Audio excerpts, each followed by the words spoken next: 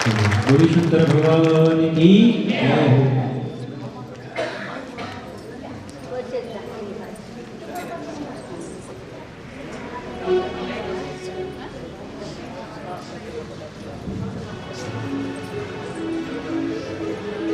बोले शंकर भगवान की। सकता हूँ कि हाँ, वो वास्तव में भगवान शिव और पार्वती की तरह रहते हैं।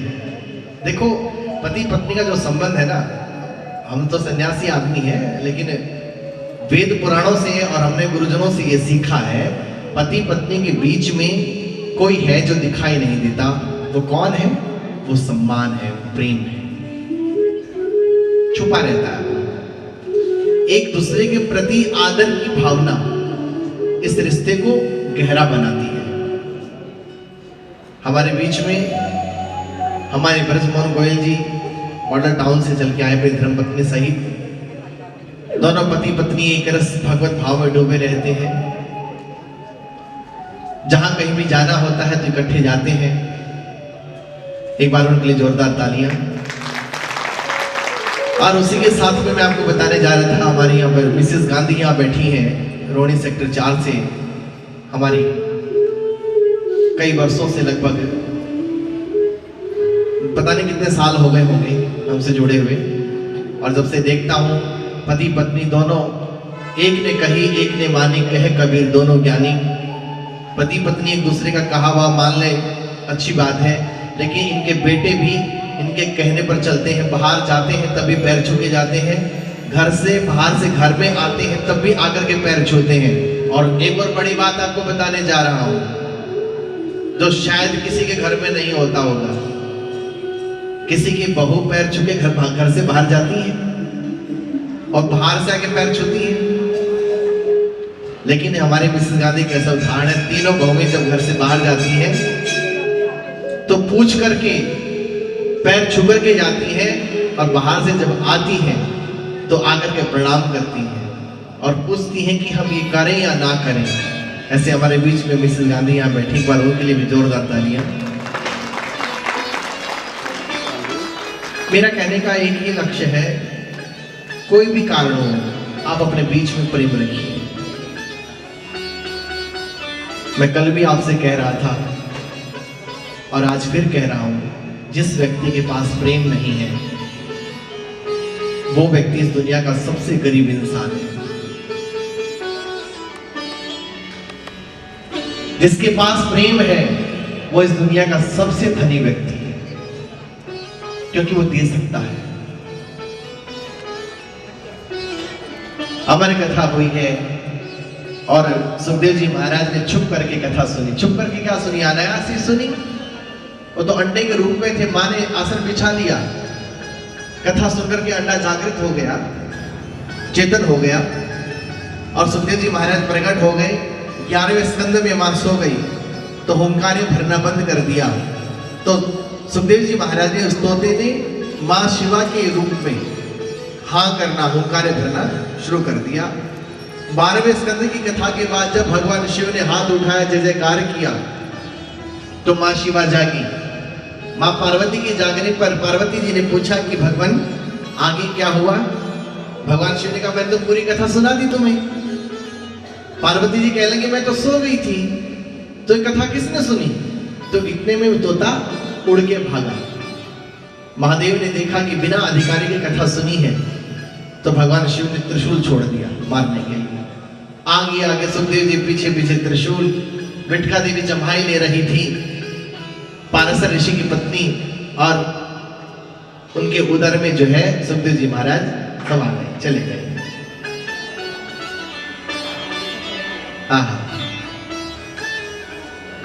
12 वर्ष तक कहते हैं कि मां के उदर में रहे। जब भगवान शिव ने अभय दान दिया, तब सुखदेव जी महाराज प्रकट हुए। वही सुखदेव जी महाराज जन्म लेते ही अपने पिता वेद व्यास जी और अपनी माता को छोड़ करके वन की ओर चल पड़े। सूत जी महाराज सोनक आदि ऋषियों को ये पावन कथा सुना रहे हैं। तभी सोनक जी ने प्रश्न किया, गुरुदेव, ये जो भागवत कथा है, इसके वक्ता और श्रोता का तो हमने सुन लिया कि इसके महान वक्ता महादेव है और इसकी श्रोता मां भगवती जगत जननी परम्बा पार्वती जी है। लेकिन ये बताइए कि ये कथा किसने लिखी, कब लिखी और कहां लिखी? प्रश्न किया सोनक जी ने, तो श्री सूत जी महाराज ने उत्तर दिया कि हे ऋषियों, ये जो कथा है ये सबसे पहले आदिनारायण भगवान ने आपसे मुख से उच्चारण की 4 श्लोकों में। 4 श्लोकों में उच्चारण किया भागवत जी का, और वही चतुर्श्लोकी भागवत ब्रह्मा जी को प्रदान की, और ब्रह्मा जी ने अपने पुत्र नारद जी को प्रदान की, और फिर नारद जी ने वेद व्यास जी को प्रदान की। बद्रीनाथ से ऊपर जहां सरस्वती नदी बहती है, वहां कुटिया बना करके वेद व्यास जी महाराज रहते हैं, जिन्होंने 17 पुराण रचे, जिसमें से कई पुराण तो आप लोगों ने पढ़े भी होंगे, जैसे हरिवंश पुराण है, विष्णु पुराण है, और गरुड़ पुराण तो लगभग होता ही रहता है। ऐसे 17 पुराणों की रचना वेद व्यास जी महाराज ने की। एक समय की बात है, अपनी कुटिया के बाहर बैठ करके कुछ चिंता में डूबे हुए चिंतन कर रहे थे। इतने में नारद मुनि का वहां पर आना हुआ, और नारद जी महाराज ने आकर के प्रणाम किया। मुनिवर, आप उदास हैं, आपको चिंता कर रहे हैं? देखो, दास कभी उदास नहीं होता। दास का सबसे बड़ा लक्षण क्या है? हमेशा मुस्कुराते रहना।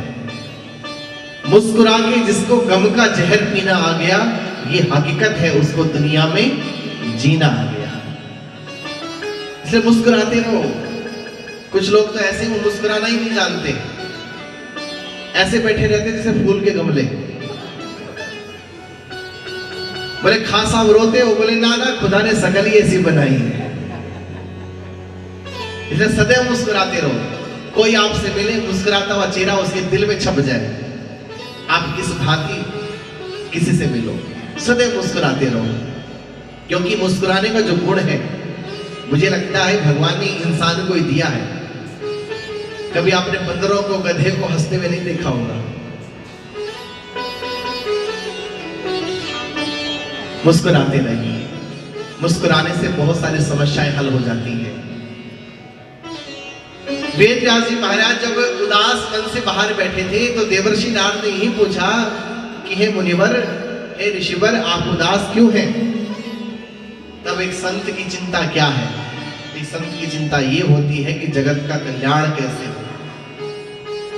वेद व्यास जी महाराज ने कहा कि नारद जी, मैंने 17 पुराण रचे हैं, लिख डाले मैंने 17 पुराण, लेकिन फिर भी मेरा मन शांत नहीं है। नारद मुनि ने कहा कि हो ही नहीं सकता। क्यों नहीं हो सकता? मैंने इतने पुराणों की रचना कर दी, फिर भी मेरा मन शांत नहीं हुआ, और नहीं होगा। हाँ, नहीं होगा। क्यों? क्योंकि तुमने ज्ञान के, वैराग्य के तुमने पुराण रचे हैं, कोई प्रेम ग्रंथ नहीं लिखा। देखो, जब तक जीवन में प्रेम नहीं आएगा, शांति नहीं होगी। और नारद जी महाराज का भी यही कहना था कि हे ऋषिवर, आपने केवल ज्ञान से भरे हुए, वैराग्य से भरे हुए आपने पुराणों की रचना की है। कोई ऐसा ग्रंथ नहीं लिखा जिसमें सभी कुछ हो, ज्ञान भी हो, वैराग्य भी हो और प्रेम भी हो। एक प्रेम ग्रंथ लिखिए आप। बुढ़ापा आ गया, आप कैसे लिखूं? नारद जी महाराज ने कहा कोई बात नहीं, मैं तुम्हें चतुश्लोकी भागवत सुनाता हूं। भगवान का चिंतन करते हुए आप उसका विस्तार करो, क्योंकि आपका नाम ही व्यास है। जो विस्तार करे वो व्यास। चतुश्लोकी भागवत को प्रदान किया है नारद जी ने, और फिर उन्हीं 4 श्लोकों को 18,000 श्लोकों में परिवर्तित कर दिया वेद व्यास जी महाराज ने। 18,000 श्लोक, 12 स्कंद और 335 अध्याय वाला एक ग्रंथ तैयार हो गया।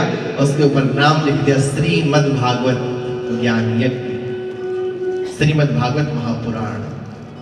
श्री शब्द आया है, श्री माने मां भगवती। ये सारी दुनिया श्री के बिना विहीन है, श्री के बिना व्यर्थ है। सबको श्री की आवश्यकता है, मानी शक्ति की आवश्यकता सभी को है।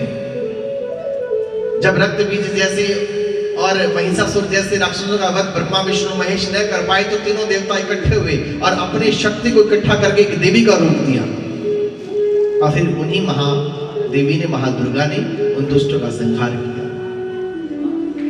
शक्ति इस जगत का कल्याण करती है। और शक्ति कौन है वो श्री?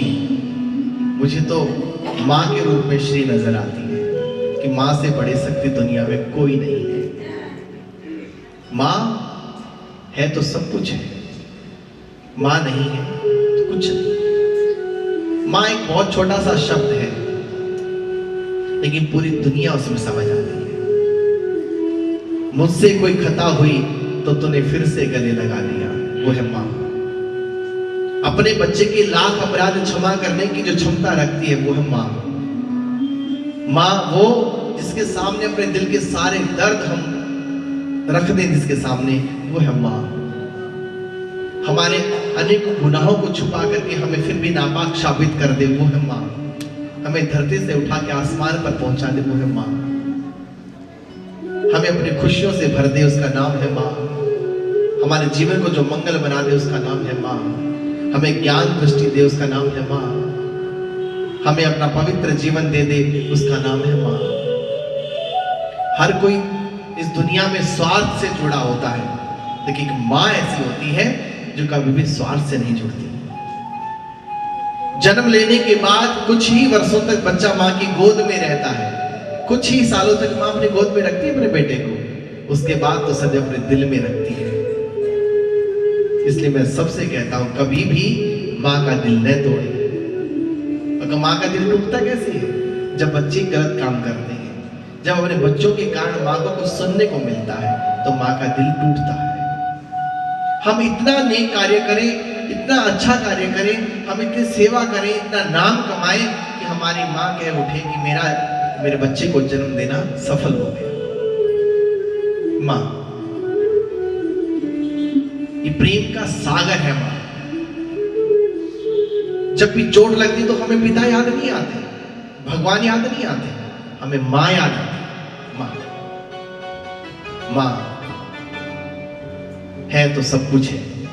हम जीवन की जिस भी पड़ाव पर होंगे, जिस भी ऊंचाई पर होंगे, उसके पीछे कोई खड़ा है तो वो है माँ। अगर माँ नहीं होती तो हम नहीं होते। मैं जब छोटा सा था, जब हरिद्वार गया, तो उस समय मैं बहुत याद करता था माँ को, रोता था। लेकिन धीरे धीरे जब मुझे ज्ञान हुआ कि मेरी माँ मेरे पास में है, और तब से लेकर आज तक वो बैठे हैं, मुझे लगता है वो है तो सारी दुनिया है मेरे पास। मेरे पास वो है जो लोगों के पास नहीं। मेरे पास स्वर्ग नहीं, मेरे पास वैकुंठ है।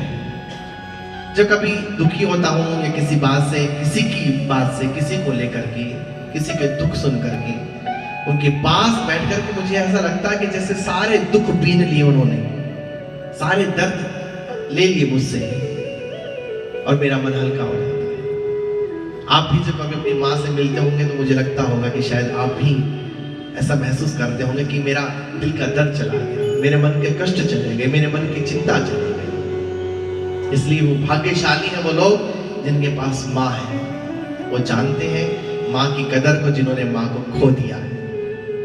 इसलिए मैं यहाँ बैठे हुए सभी लोगों की, सभी भक्तों की माताओं को प्रणाम करता हूँ, जिन्होंने आप सबको पैदा किया हुआ है। देखो, माँ ने हमें पैदा करके कहाँ पहुंचाया है। हमारे यहाँ आचार्य लोग बैठे हैं, ये देखो मंदिर में पूजा कर रहे हैं आचार्य गण, ये भी बैठे हैं, ये अपने संगीत बंधु हैं, आप जितने सब लोग हैं।